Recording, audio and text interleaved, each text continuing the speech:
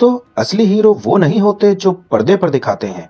असली हीरो तो वो होते हैं जिनकी मौत और जिंदगी दोनों ही आम आवाम, आम जनता से राज रखी जाती है। क्या आपको लगता है कि आप सरहद पार के सभी राज जानते हैं? तो आपकी सोच अभी अधूरी है।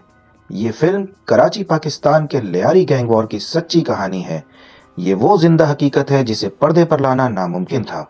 इस मूवी में संजय दत्त ने पाकिस्तान सिंध पुलिस के एसएसपी चौधरी असलम का रोल अदा किया है, जो पुलिस की वर्दी में लियारी गैंग वॉर के लिए मौत का सौदागर था। और रणवीर सिंह का क्या कहना, हमारा वो जांबाज एजेंट जिसने दोस्त और हमदर्द बनकर सरदार रहमान बलोच उर्फ रहमान डकैत का भरोसा जीता और लियारी गैंग में शामिल हो गया। सबसे बड़ा धोखा जब पता चला कि रणवीर सिंह का असली मिशन तो कुछ और ही है। वो वफादार है या गद्दार? जानिए वो जोरदार सच जिसे सुनकर आपकी रूह कांप उठेगी। पाकिस्तान कराची लियारी गैंग वॉर की सच्ची कहानी, सिर्फ और सिर्फ ऑन एक्सप्लेनर पर। तो चलिए शुरू करते हैं। तो दोस्तों, शुरू होने जा रही है एक ऐसी कहानी जिसमें लॉयल्टी का इम्तिहान, सेक्रीफाइस की हदें टूटेंगी और इंसानी जज्बात जंग के शोर में कहीं खो जाएंगे। यह है धुरंधर की दुनिया, जहां जीत भी खामोशी से मिलती है और हार भी। तो वीडियो स्टार्ट करते हैं, लेकिन इससे पहले अपने तमाम नए आने वाले दोस्तों से रिक्वेस्ट है कि अपने चैनल ऑन एक्सप्लेनर को सब्सक्राइब कर लें और बेल आइकन को भी हिट कर दें, ताकि हमारी हर नई आने वाली वीडियो आपको सबसे पहले मिल सके। तो फिल्म की शुरुआत होती है कंधार हाईजैक से, जहां पर कुछ दहशतगर्दों ने इंडिया के प्लेन को कंधार में हाईजैक कर लिया था। तभी हम देखते हैं कि अजय सान्याल को, जो कि उन टेररिस्ट से नेगोशिएट करने के लिए जाता है। जब वो उन दहशतगर्दों से नेगोशिएट करता है तो उन्होंने अपनी कुछ शराइत बताई, जैसा कि 3 आतंकवादियों को उन्हें जेल से रिहा करवाना था और साथ में उन्हें बहुत ढेर सारी दौलत भी चाहिए थी, जिसके लिए इंडियन गवर्नमेंट मान जाती है। लेकिन ये बात देख के अजय सान्याल को बिल्कुल भी अच्छा नहीं लगता। बहुत सारे लोगों का यह मानना था कि कमांडो को भिजवा कर उन पर अटैक करवा देना चाहिए था, लेकिन उस प्लेन में 160 पैसेंजर मौजूद थे, जिनकी जान को खतरे में इंडियन गवर्नमेंट नहीं डालना चाहती थी। लेकिन इन लोगों से निपटने के लिए अजय ने एक बहुत ही अच्छा प्लान बनाया है। उस प्लान का नाम अजय ने धुरंधर रखा है। धुरंधर एक ऐसा प्रोजेक्ट है जो कि बहुत ही ज्यादा सालों तक चल सकता है, लेकिन इससे फायदा यह होगा कि पाकिस्तान से जो भी एक्शन लिया जाएगा, जो भी एक्टिविटी होगी, उन सब का पहले से हमें पता चल जाएगा और फिर आगे से हमारे इंडिया पर कोई भी अटैक नहीं कर पाएगा। लेकिन गवर्नमेंट ने इसे रिजेक्ट कर दिया।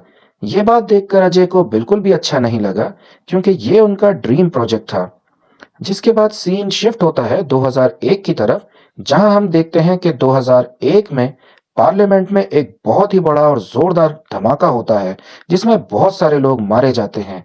ये बात देखकर अजय सान्याल से रहा नहीं गया और वो फिर से धुरंधर प्रोजेक्ट का प्रस्ताव रखते हैं। गवर्नमेंट ने हाल ही में नोटिस किया है कि अटैक बढ़ते चले जा रहे हैं। अगर ऐसे ही चलता गया तो मुल्क की हालत बहुत ज्यादा बुरी हो जाएगी। तब उन्होंने अजय की बातों पर ध्यान देना शुरू किया और धुरंधर प्रोजेक्ट को अच्छे से समझा। और अजय ने धुरंधर प्लान को बहुत पहले से ही रेडी कर रखा था, जिस वजह से इसके नाकाम होने के चांसेस बहुत ही कम थे। हालांकि इसमें रिस्क बहुत थे, लेकिन ये बहुत ही ज्यादा सालों तक चलने वाला था। जिसके बाद हम हमजा नाम के एक बंदे को देख पाते हैं और हमें यह पता चलता है कि धुरंधर के लिए अजय ने हमजा को ही सिलेक्ट किया था। अब हमजा को पाकिस्तान भेजा जाना था, लेकिन ये सारी चीजें प्लानिंग के तहत करनी थी, कि वरना हमजा कभी भी पकड़ा जा सकता था। इसीलिए उसे अफगानिस्तान के रास्ते बलोच बनाकर भेजा गया था। तो फाइनली अफगानिस्तान के रास्ते से हमजा पाकिस्तान के शहर कराची में पहुंच जाता है, जहां पर हम लियारी नाम के एक जगह को देख पाते हैं। लियारी में पहले से बहुत सारी गैंग मौजूद होती हैं और कहा जाता है कि अगर किसी इंसान ने लियारी पर कब्जा कर लिया तो मतलब उसने सारी कराची पर कब्जा कर लिया। लियारी में एक ऐसा बंदा है जिसका एक होटल है। वो बंदा दरअसल बहुत सालों से इंडिया का एक एजेंट होता है और हीरो हमजा उसी बंदे से मिलने के लिए पहुंच जाता है। हमजा उस होटल के मालिक यानी कि उस्मान से मिलता है, जो कि एक इंडियन एजेंट है। और उस्मान भाई यहाँ हमजा को भी 1 साल के लिए अपने होटल पर काम पर लगा देते हैं। उस्मान भाई यहाँ पर उसे हर चीज बताते रहते हैं। वो बताते हैं कि जब उसे पहला ऑपरेशन मिला था तो उसे 6 सालों के बाद मिला था। तब तक उन्होंने 6 सालों तक चाय फरोख्त की थी। अब उस्मान भाई हमजा को लियारी की गैंग वॉर के बारे में बताने लगते हैं। वो बताते हैं कि लियारी में जो गैंग है वो कौम के नाम पर बटी है। तू बलोच है, इसीलिए तू रहमान डकैत की गैंग में शामिल हो सकता है, क्योंकि रहमान डकैत का नाम रहमान बलोच है। लियारी में एक गैंग और है जिसे बाबू डकैत और अरशद पप्पू चलाते हैं। लेकिन हमजा को यह बात समझ नहीं आ रही थी कि आखिरकार रहमान डकैत और बाबू डकैत दोनों के बीच में जो डकैत आता है तो दोनों साथ क्यों नहीं है। तो उस्मान भाई बताते हैं कि बात कुछ ये है कि लोगों का मानना है कि बाबू डकैत की रहमान डकैत की नाजायज औलाद है। मान भाई बताते हैं कि बात कुछ ऐसी है कि लोगों का मानना है कि बाबू डकैत की रहमान डकैत नाजायज औलाद है। और जब ये बात रहमान डकैत को पता चली तो उसने माँ को ही मार डाला। इससे तुम पता लगा सकते हो कि रहमान डकैत जो है वो कितना ही खतरनाक और खूंखार आदमी है। तुम्हें रहमान डकैत और रहमान बलोच की गैंग में ही शामिल होना चाहिए, और तुम्हें बाबू डकैत और अरशद पप्पू की गैंग से भी बचकर रहना होगा। अब बात यह थी कि आखिरकार हमजा रहमान डकैत की गैंग में शामिल कैसे होगा। तब पता चलता है कि बाबू डकैत और अरशद पप्पू के लोग रहमान डकैत के बड़े बेटे पर हमला करने वाले हैं, और अगर हमला कामयाब हो गया और हमजा ने उसके बड़े बेटे को बचा लिया तो फिर वो रहमान डकैत की गैंग में शामिल हो सकता है। इसमें रिस्क तो बहुत ज्यादा होने वाला था, लेकिन हमजा इस बात को मान जाता है। और जब रहमान डकैत के दोनों बेटे जब एक शादी में पहुंचे तब अचानक से उन लोगों पर हमला हो गया। यह हमला बाबू डकैत और अरशद पप्पू के लोगों ने किया था। और फिर मौका देखकर हमजा भी वहां पर पहुंच जाता है और उन दोनों बच्चों को बचाने की पूरी कोशिश करता है।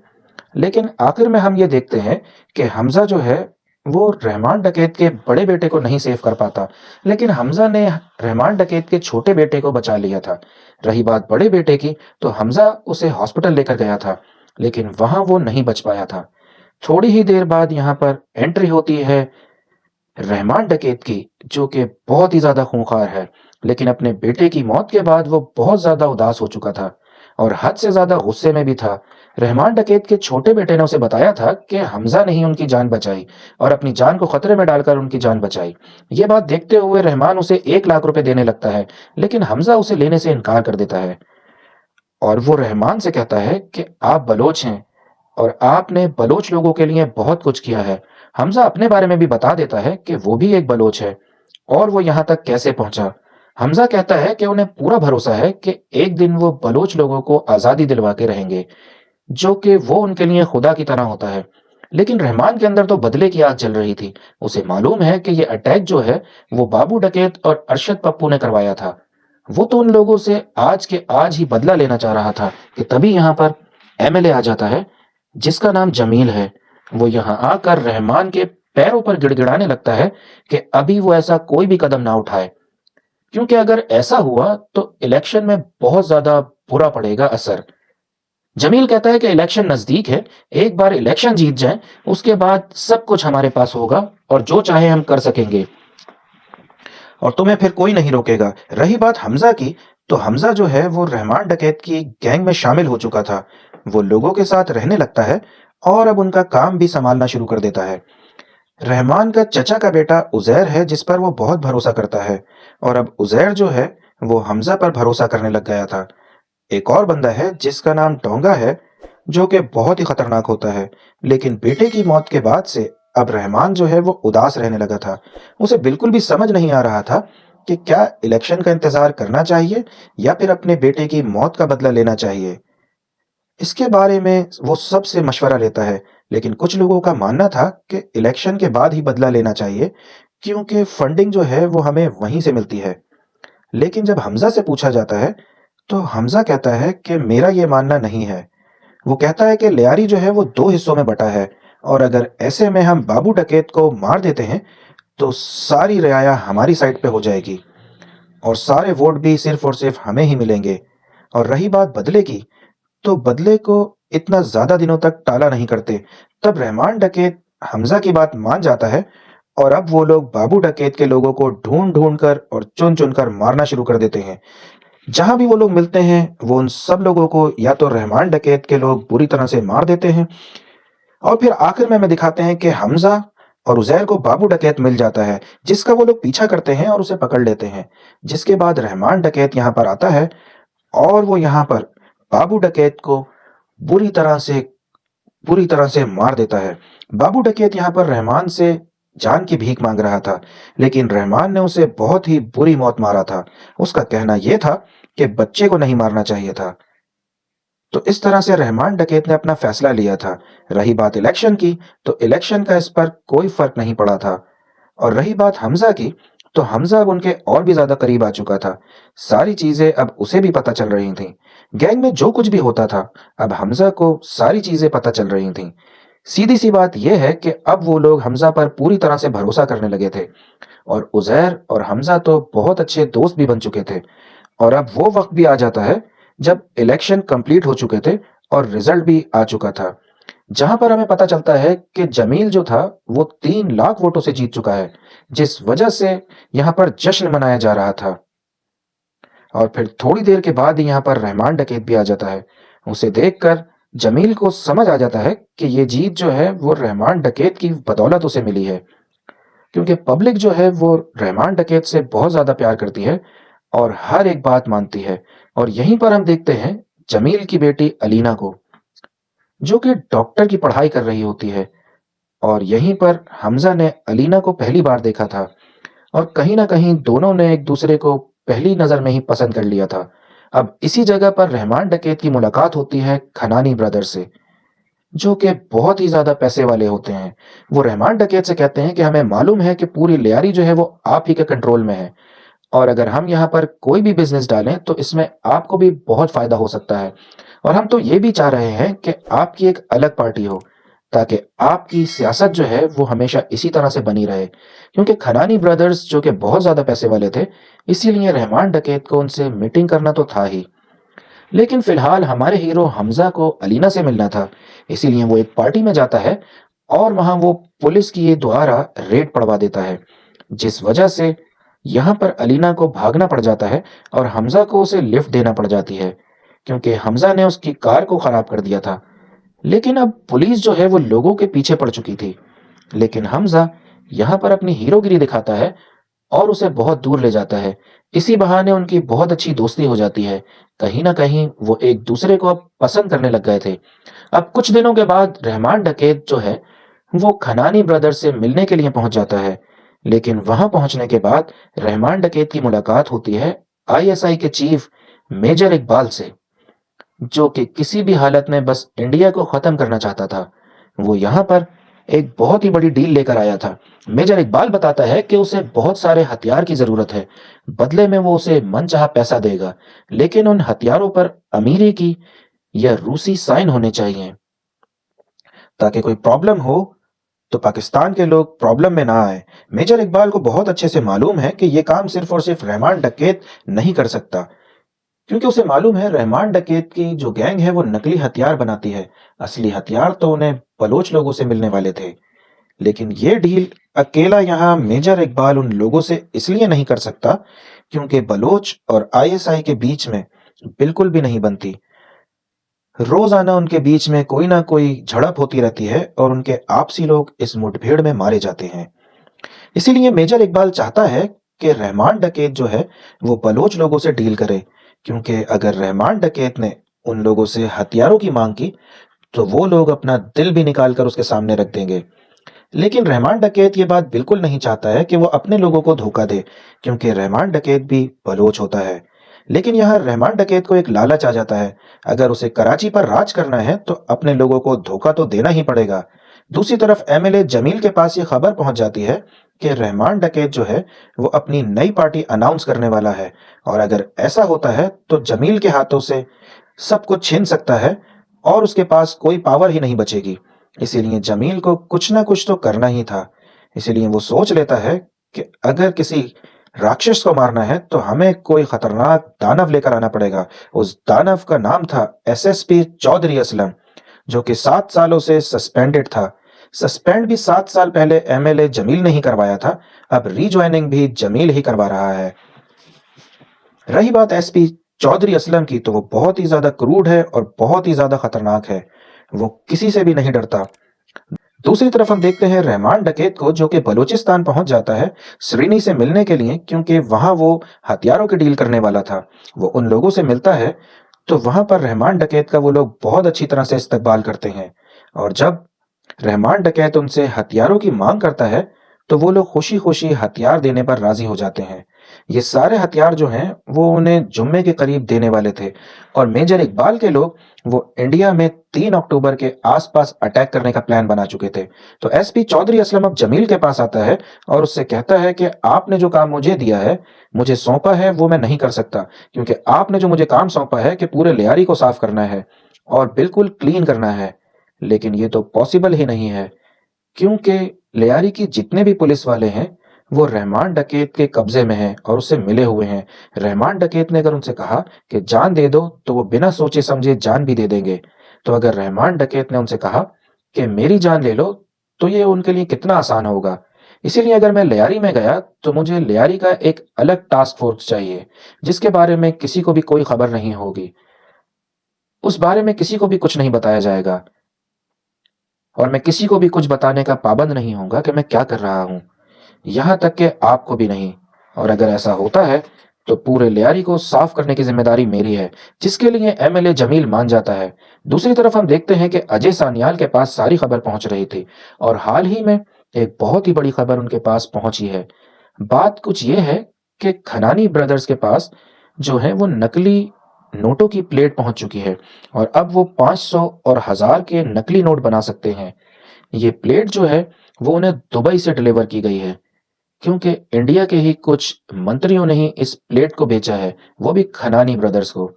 साथ ही उन्हें 3 अक्टूबर के अटैक के बारे में भी बता दिया गया था कि ये अटैक जो है वो कश्तियों के नाव के द्वारा किया जाएगा, यानी कि समंदर के रास्ते से, या फिर वो लोग गुजरात या फिर पंजाब से इंडिया में एंटर होंगे। आगे हम देखते हैं कि हमजा और उजैर जो है वो मेजर इकबाल को हथियारों की डिलीवरी देने के लिए जाते हैं। उनके साथ रहमान डकैत भी जाने वाले थे, लेकिन अचानक ही उनके बेटे की तबीयत खराब हो गई, इसीलिए वो उसे लेकर हॉस्पिटल चले जाता है।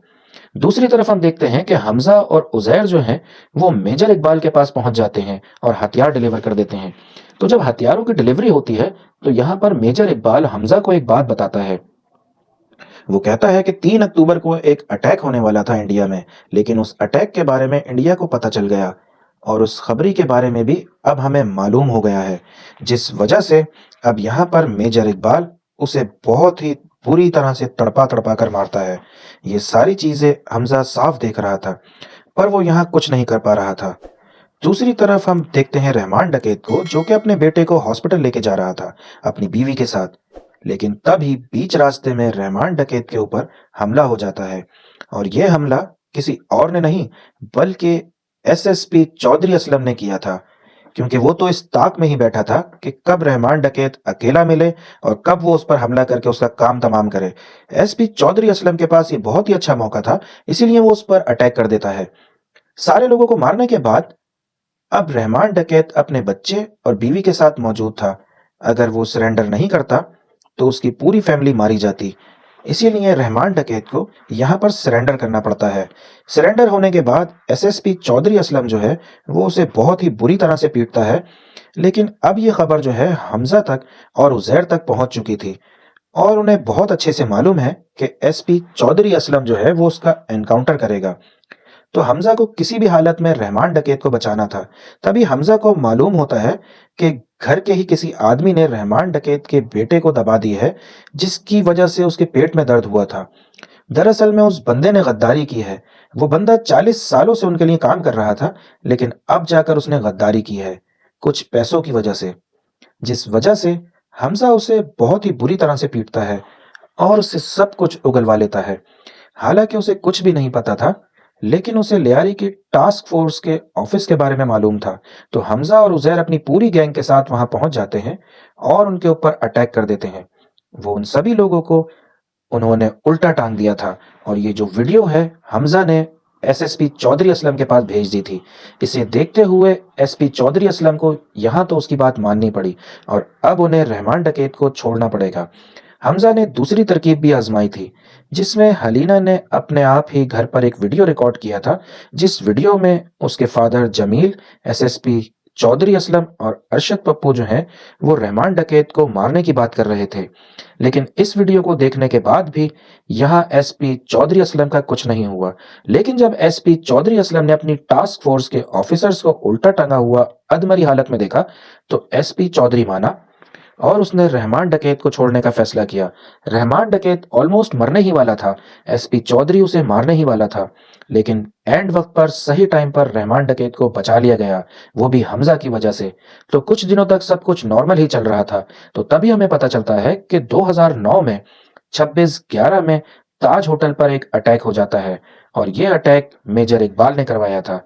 अटैक करवाने के बाद वो सभी लोग एक ही जगह पर जमा हो गए थे और सभी लोग इस बात का जश्न मना रहे थे जैसे उन्होंने बहुत ही बड़ा काम कर दिया हो। बलूचिस्तान से जो हथियार वो लेकर आए थे, उन्हीं हथियारों से उन्होंने होटल ताज पर अटैक करवाया था। ये बात देखकर हमजा जो है वो पूरी तरह से हैरान रह चुका था, क्योंकि उसे समझ नहीं आ रहा था कि आखिरकार अचानक से ये सब कुछ कैसे हो गया और उसे इन सारी चीजों की खबर कैसे नहीं लगी। हमजा का खून खौल रहा था, उसे बहुत गुस्सा आ रहा था।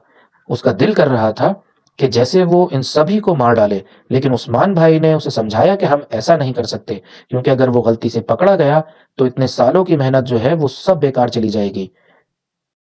अब कुछ दिनों के बाद हम देखते हैं कि रहमान डकैत जो है वो अपनी नई पार्टी अनाउंस करता है, जो देखकर जमील जो है वो हैरान रह जाता है, क्योंकि वो समझ चुका था कि अब उसका टाइम खत्म होने वाला है और लियारी पर सिर्फ और सिर्फ अब रहमान डकैत की ही हुकूमत होगी और कानूनी तरीके से वो अब हुकूमत करेगा। ये बात देखकर वो डर गया था, क्योंकि अब उसके पास कोई पावर ही नहीं रहेगी। लेकिन हमजा को भी ये बात बहुत अच्छे से मालूम है कि अब जमील का किस तरह से यूज करना चाहिए। इसीलिए वो अलीना की मदद लेता है और अलीना से कहलवाकर जमील को अपने घर पर बुलवाता है। हमजा जमील से कहता है कि आज तक तुमने जितने भी लोगों पर भरोसा किया है, वो सारे ऐसे ही लोग थे कि अगर वो लोग रहमान डकैत को मार भी देते ना, तो तब भी लियारी पर वो खुद ही हुकूमत करते। तुम्हें ऐसे इंसान पर भरोसा करना चाहिए जो आपका अपना हो। तो अब हमजा जो है वो जमील के साथ हाथ मिला लेता है और अब वो रहमान डकैत को से बर्बाद करने वाले थे। लेकिन उससे पहले अलीना और हमजा की शादी करवाई जाती है, क्योंकि वो दोनों साथ में तो रहते थे, पर उन दोनों की शादी नहीं हुई थी। इसीलिए उनकी शादी बहुत ही धूमधाम से की जाती है और इस शादी में सभी लोग आए हुए थे, मतलब कि रहमान डकैत, खनानी ब्रदर्स और तो और आईएसआई चीफ मेजर इकबाल को भी वहां दिखाया जाता है। वो यहीं पर रहकर आगे की प्लानिंग करने लगते हैं। वो सभी लोग नशे में बुरी तरह से धुत थे, इसीलिए यहाँ पर हमजा जो है उनके पास आ जाता है और अब मेजर इकबाल कहता है कि अगला टारगेट जो है वो जल्द ही करने वाले हैं, जो कि 15 अगस्त के करीब करीब रहेगा और उन्हें हथियार भी जल्द से जल्द चाहिए, जिसके लिए रहमान डकैत ने भी हामी भर ली थी। वो सभी नशे में धुत थे, इसीलिए यहाँ पर हमजा ने 9 अगस्त की डेट को फाइनल किया था, जिसमें वो हथियारों को लेकर आने वाला था बलूचिस्तान से। और अब वो दिन भी आ जाता है जब 9 अगस्त थी और आज ही हथियारों की डिलीवरी होने वाली थी। लेकिन इस बारे में ना तो रहमान डकैत को मालूम था और ना ही उजैर बलोच को। ये बात सिर्फ और सिर्फ हमजा को मालूम थी। हमजा ने जब ये बात उजैर को बताई, तो उजैर फौरन ही उन हथियारों को लेने के लिए पहुंच गया बलूचिस्तान। दूसरी तरफ रहमान डकैत वो वाटर सप्लाई पाइपलाइन का उद्घाटन करता है, लेकिन अब उनके साथ सिर्फ और सिर्फ हमजा और कुछ और लोग शामिल थे। तब वो लोग उस जगह से वापस आने लगते हैं और रहमान डकैत के साथ 2 लोगों के साथ हमजा था। हमजा कार चला रहा था और तभी हम देखते हैं कि एसएसपी चौधरी असलम, हमजा और जमील ने मिलकर एक प्लान बनाया है कि वो लोग रहमान डकैत को सुनसान जगह पर लेकर आएंगे और उसे जान से मार देंगे। ये सारी प्लानिंग जो है वो हमजा ने की थी, लेकिन रहमान डकैत को उस जगह पर कैसे लेकर जाएं, ये प्रॉब्लम हमजा की थी। अब रहमान डकैत और 2 लोगों की नींद लग जाती है, तो हमजा फौरन ही उस जंगल वाले रास्ते से उन्हें ले जाने लगता है। दूसरी तरफ एसएसपी चौधरी असलम पूरी तैयारी से वहां मौजूद था कि जैसे ही ये लोग वहां पहुंचेंगे, वो लोग इन लोगों को बुरी तरह से मार डालेंगे। लेकिन तब ही रहमान डकैत की आंख खुल जाती है और उसे शक हो जाता है कि हमजा उन्हें गलत रास्ते से ले जा रहा है और रोकने पर रुक भी नहीं रहा, जिस वजह से कार में ही उन दोनों के बीच में जबरदस्त लड़ाई शुरू हो जाती है। और अब हमजा को ऐसा लगने लगा था कि शायद वो दूर नहीं जा सकते, इसीलिए वो बीच रास्ते में ही कार का एक्सीडेंट कर देता है। एक्सीडेंट के फौरन बाद हमजा कार से निकलकर भागने लगता है और फिर मौका देखकर यहाँ पर चौधरी असलम अपनी पूरी टीम को लेकर पहुंच जाता है। गोलियां चलती हैं, लेकिन सही मौका देखकर यहाँ पर रहमान डकैत भी भागने की कोशिश करता है और उसमें कामयाब भी हो जाता है। हमजा के पीछे रहमान डकैत का एक आदमी था, वो हमजा से फाइट करता है लेकिन हमजा उसे बहुत ही बुरी तरह से खत्म कर देता है। रही बात रहमान डकैत की, तो रहमान डकैत के पीछे एसएसपी चौधरी असलम था और उनके बीच में भी खतरनाक फाइट शुरू हो जाती है। लेकिन तभी सही वक्त पर यहाँ पर हमजा पहुंच जाता है, वरना एसपी चौधरी तो आज बुरी तरह मरने वाला था। हमजा यहाँ सही वक्त पर पहुंच जाता है और रहमान डकैत को बहुत ही बुरी तरह से पीटता है, जिसके बाद एसएसपी चौधरी असलम जो है वो रहमान डकैत की गले के साइड में एक गोली मार देता है, जिससे कि उसका बहुत ज्यादा खून बहने लग जाता है। हालांकि वो इससे मरा नहीं था, क्योंकि यही तो उनका प्लान था। रहमान डकैत को उन्हें मरने नहीं देना था, उन्हें सही सलामत हॉस्पिटल लेकर जाना था। ऐसी हालत में कि हॉस्पिटल ले जाते ही रहमान डकैत जो है वो मारा जाए, तो बिल्कुल प्लानिंग के तहत सब कुछ हुआ। रहमान डकैत को हमजा ने उठाया और अधमरी हालत में हॉस्पिटल ले गया एक ऑटो से, और फिर हॉस्पिटल पहुंचने के बाद रहमान डकैत ने हॉस्पिटल में ही दम तोड़ दिया। वहां उजैर बलोच पहुंचा, जिसे ये जानकर बहुत ज्यादा दुख हुआ और ऑटो वालों ने इस बात की गवाही दी। हमजा ने उन्हें बचाने की बहुत ज्यादा कोशिश की, लेकिन वो बच नहीं पाए। तो इस तरह से हमजा के ऊपर किसी का कोई भी शक नहीं गया। जिसके बाद सीन शिफ्ट होता है 2002 की तरफ, जहां हम देखते हैं अजय सानियाल को। 2002 के आसपास ही प्लान धुरिंदर जो है वो एक्टिव हुआ था और उन्होंने हमजा को सिलेक्ट किया था और पूरी तरह से रेडी भी किया था। हमजा का असली नाम जो है वो जसप्रीत सिंह रंगी है, जो कि मर भी जाए तो उन्हें कोई फर्क नहीं पड़ेगा, क्योंकि उन्होंने ऐसे ही आदमी को सिलेक्ट किया है। उनकी बैक स्टोरी क्या है ये तो फिलहाल हमें नहीं बताया गया, लेकिन धुरिंदर के सेकंड चैप्टर के बारे में हमें बता दिया गया कि ये 19 मार्च 2026 को रिलीज होगा। धुरिंदर 2 पूरी तरह से बनकर रेडी है। इसके कुछ विजुअल्स भी थिएटर में दिखाए गए। अगर ये फिल्म बॉक्स ऑफिस पर बहुत अच्छा कलेक्शन करती है तो इसे रिलीज किया जाएगा थिएटर में, और अगर ज्यादा अच्छा कलेक्शन नहीं कर पाई तो इस फिल्म को ओटीटी पर ही रिलीज किया जाएगा। तो दोस्तों, मैं उम्मीद करता हूं कि आपको ये वीडियो एक्सप्लेनेशन पसंद आई होगी। अगर आपको ये एक्सप्लेनेशन पसंद आई हो तो वीडियो को लाइक करें और आन एक्सप्लेनर को सब्सक्राइब करें। मिलते हैं अगली एक्सप्लेनेशन के साथ, तब तक अपना बहुत ख्याल रखिएगा। Take care.